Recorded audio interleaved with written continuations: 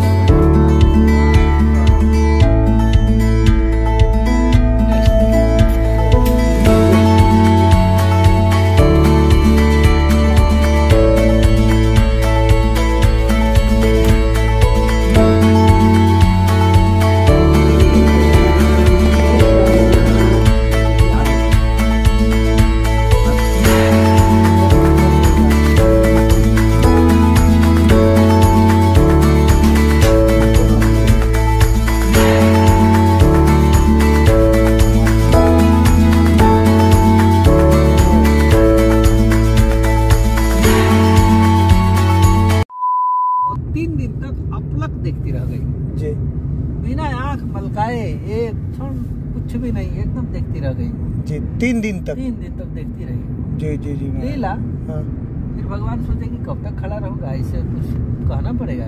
फिर उसको झकझोड़ के होश में ले आए। बोले कि मैं सामने हूँ तो तू बात क्यों नहीं करती, केवल देख ही रही है। बोले बस आप खड़े रहिए, मैं मुझे देखने दीजिए जी। तो बोले कब तक देखेगी, बोले जब तक पेट न भर जाए तब तक देखूंगी। तो बोले कब तक, बोले अब जब तक हमारा इच्छा पूरी हो तब तक देखती रहूंगी। भगवान बोले अच्छा फंसा जी। तो बोले कि नहीं ऐसे नहीं, मैं कब तक सालों भर खड़ा रहना पड़ेगा। तो बोले कि तो हाँ उसी के लिए तो मैं तपस्या किया हूँ जी, मुझे आपको देखना है, अब देखने में विघ्न मत पैदा करिए, ऐसे ही निहारने दीजिए। तो भगवान बोले कि नहीं ऐसा नहीं। बोले कि तुम अपना रूप बदलो, मैं भी अपना रूप बदलता हूँ जी, और तुम फिर निरंतर 24 घंटा देखते रहना। तो मान गए इस स्वरूप। वही ऋषि की पुत्री गंडकी बनी, नदी बह के बह गई। बोले कि नदी बन, तो नदी बन के बह गई।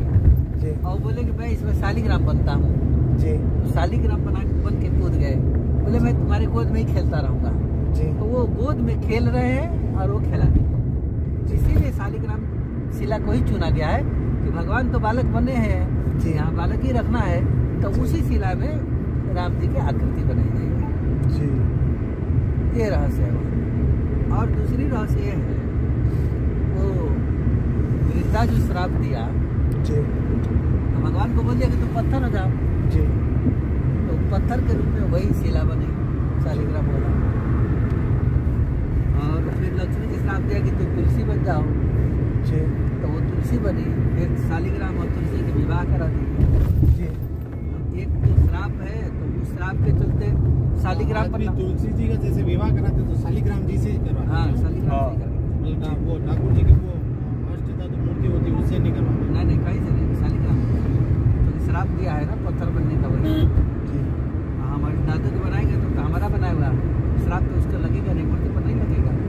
इसलिए शालिग्राम जी से ही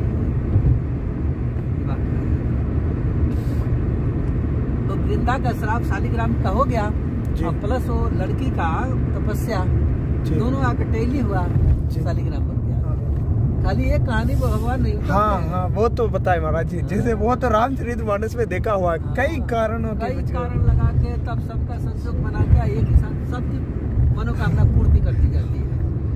एक कारण हो तो वो संजो करके संग्रहालय में रखते हैं भगवान।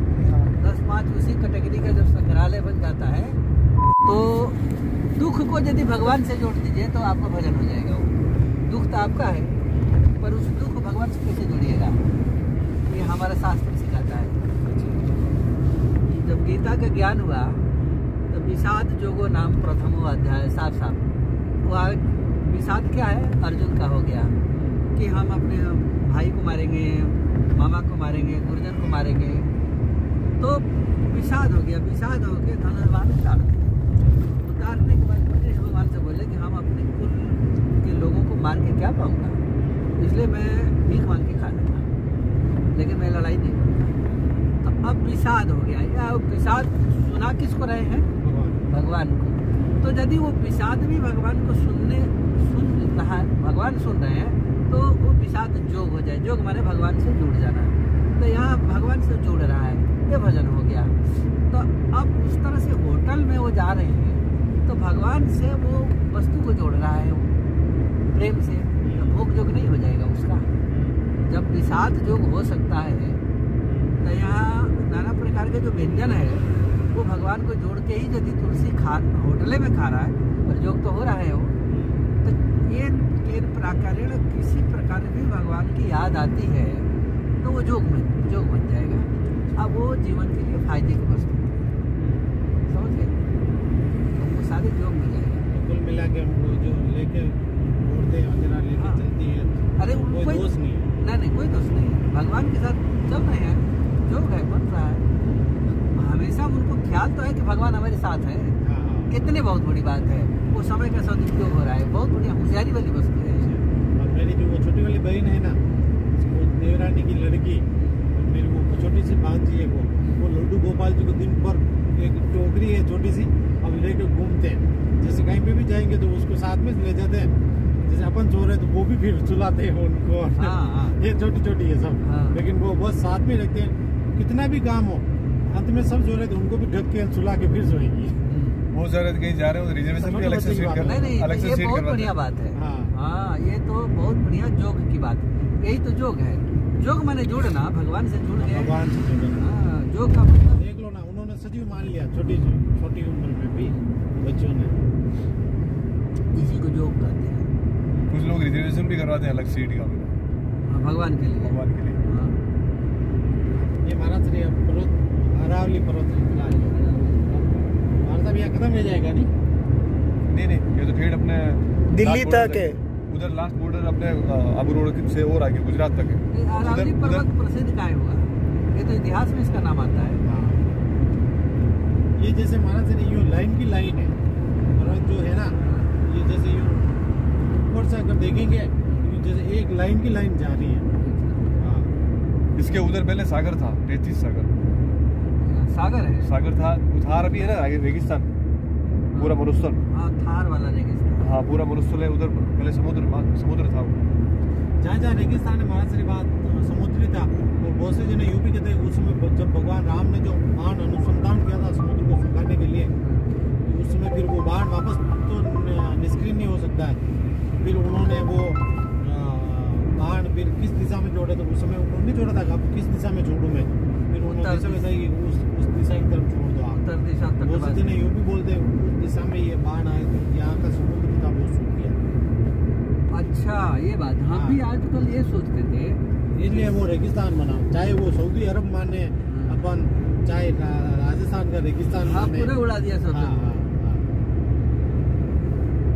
अच्छा तो मैंने ये सिद्ध हो जाता है कि यहाँ समुद्र है, राम जी के बाण। अब वो बाण तो वो संधान हो गया था, अब वो खाली भी नहीं जा सकता ना, और वो जाएगा तो समुद्र में ही जाएगा और वहाँ का पानी सुखाएगा भी है। नहीं, उत्तर तटवासी अगर खरवासी ऐसा लिख रहे हैं तो वो बड़े पापी हैं, इसलिए उनको मार दीजिए। मार दिए तो रेगिस्तान हो गया, सब